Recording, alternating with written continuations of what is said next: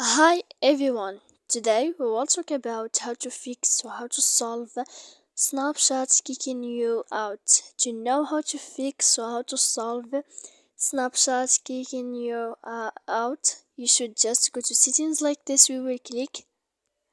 After that, in this page, you will go to apps, default apps, app settings.